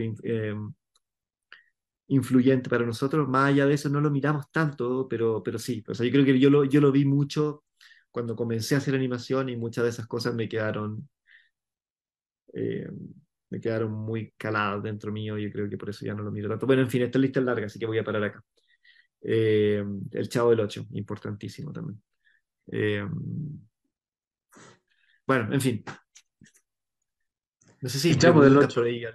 el Chavo del Ocho por lo precario de los efectos especiales, tal vez, o por, sí, A mí por todo, pues, sí, no, definitivamente, esa es una dimensión. A mí me gusta mucho también esta doble, o sea, hablando de materialidad de la obra. En La Casa Lobo, por ejemplo, estoy haciendo una interpretación, estirando una interpretación con el... en La Casa Lobo está esta doble como dimensión, como la dimensión material es muy importante en la película y cuenta como una historia que es la historia de los materiales y por otro lado está la historia narrativa que es la historia de los. Y a mí siempre me ha maravillado que en el Chavo del Ocho funciona mucho eso, que uno no deja de ver nunca a estos tipos que son adultos, viejos, pero al mismo tiempo estás completamente sumergido en la historia y a mí me parece muy maravillosa como esa doble que funcione a pesar de eso, como que funcione tanto te hacen creer en la historia y te puedes sumergir en ese mundo, a pesar de lo aparente, que está tan en la superficie, la factura ridícula, precaria. A mí me parece maravilloso. Yo amo el Chavo del Ocho. En fin, amo también lo que tú dices de los efectos precarios. claro. Tenemos una pregunta que tiene que ver con la Casa Lobo. Dice Fabricio Callapa Ramírez, te agradece por la charla. Muchas gracias por la charla. Dice, ¿cómo abordaron la cuestión del espacio barra locaciones en la escritura del guión? Eh, en la escritura del guión.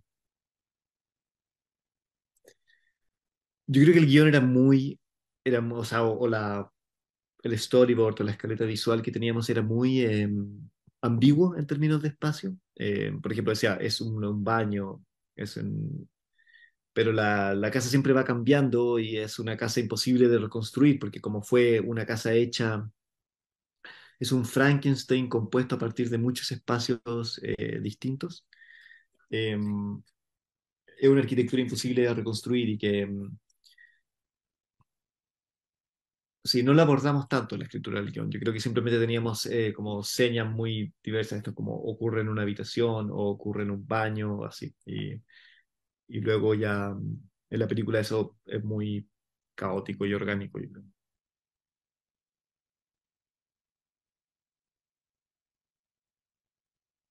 No te escucho, Joaquín. Muchas gracias, Cristóbal. Creo que podemos ir cerrando la charla, que la verdad ha sido muy, muy valiosa. Yo de verdad espero que todos los animadores bolivianos la vean. Lo vamos a difundir lo más posible. Yo ahora, bueno, quisiera recordar un poco al público de lo que creo que un poco las cosas que se han ido, los temas en común que han tenido, creo, todas tus obras y el desarrollo que se ha ido dando, por lo que nos has expuesto. Pongo, por ejemplo, una pequeña cosa que decías que en tu trabajo que hiciste, el primer trabajo que hiciste en la universidad, estabas fascinado con los cuentos de hadas, pero realmente parece que la fascinación ha continuado, ¿no? Es como que estas ideas no nos abandonan. Y creo que los cuentos de hadas, por ejemplo, han sido un patrón en la búsqueda tanto de Joaquín como tuya. Después, el tema del proceso, ¿no? El proceso caótico o el proceso como lo que realmente tiene valor, ¿no? Tanto o más que la obra terminada. Em, y además afrontar los proyectos de una manera, tal vez, no sé cómo llamarla, pero simultánea, paralela entre las cosas, en el que las cosas se van dando, ¿no? No hay una estructura de preproducción, producción, postproducción y cada cosa en un cronograma súper estricto, sino se van resolviendo cosas en el camino. Bueno, hemos visto que con el tiempo y con el desarrollo, la evolución de su trabajo, esto ha dejado de ser espontáneo o tan espontáneo como era al comienzo, ¿no? Eh, Definitivamente. a partir de eso, bueno, salían muchas diferencias con lo que es el camino, la forma de hacer cine, de hacer animación en la industria, ¿no? Podemos llamarle la industria, así la gran industria que mueve mucho dinero del norte, de los países del norte. Eh, y que sí es posible hacer un cine de otra manera, ¿no? Y tú dijiste algo muy valioso, como que cada vez que tengamos la oportunidad de hacer las cosas de otra manera, hagámoslas, ¿no? Eh, a ver, ¿qué más he apuntado por acá? También hemos visto un proceso en el que tal vez muchos cineastas van a sentirse identificados o del que muchos cineastas van a también rescatar aprendizajes. Es este proceso de ir del corto al largo, ¿no? De los proyectos pequeños, espontáneos en un cuarto con tu amigo, con tus amigos, a hacer algo que demanda cierta inversión, tiempo, planificación, cohesión, involucrar a más personas, etcétera, ¿no? También hemos visto ese proceso que yo sé que es muy valioso para los que ahora están comenzando a hacer cine o a hacer animación. Y también algo que me ha llamado la atención es que durante toda la charla siempre ha habido en cada obra, siempre ha habido una intención de dejar de lado el ego, ¿no? El ego del artista y buscar más bien que la obra se vaya formando de diferentes aportes y de diferentes, ustedes también, ¿no? Un Cristóbal diferente cada día, un Cristóbal diferente en cada obra y de más bien tratar de buscar siempre lo que se llama la alteridad, ¿no? O sea, tratar de ver al Ujú. otro. Yo pensaba eso cuando veía sus cortos, siempre esas cosas medio extrañas, medio de países raros, ¿no? Así esos cortos animados, así como Obrero y Parásito, ¿no? Ven Los Simpsons, siempre son un poquito, siempre son extraños, siempre nos dan un poquito de miedo incluso, ¿no? Ese otro siempre, pero también nos atrae. Y creo que por eso nos gustan muchas cosas raras, ¿no? Y por eso muchos nos metemos a explorar ese cine, esa música, ese arte, ¿no? Así más raro, digamos. Entonces, me parece que eso también sería muy bueno de rescatar, que no hay una estética, una forma estándar para el mundo de cómo se deben hacer las cosas, ¿no? Y bueno, también bueno, hemos hablado del proceso, o sea, nos has mostrado cómo esto de mostrar la piel, mostrar en la piel de la obra su proceso, que se vean los hilos de cómo se han hecho las cosas en la misma obra, fue evolucionando y se ha convertido después en más bien llevar el proceso a diferentes lugares y hacer exposiciones que son a la vez el proceso de las películas, que creo que está eso muy desarrollado ahora en el último proyecto que nos mostraste, que es Los Hiperbóreos, en el que realmente han involucrado a la gente en el proceso, ¿no? Un público grande en el proceso de su nueva película. ¿Quieres, no sé si quieres agregar algo más, Cristóbal? No, no, yo creo que ya vamos cerrando. Sí. Muchas gracias, Cristóbal. Hemos aprendido muchísimo y como te digo, espero que mucha gente vea esta transmisión y aprenda como yo he aprendido. Muchas gracias. Muchas gracias a ustedes.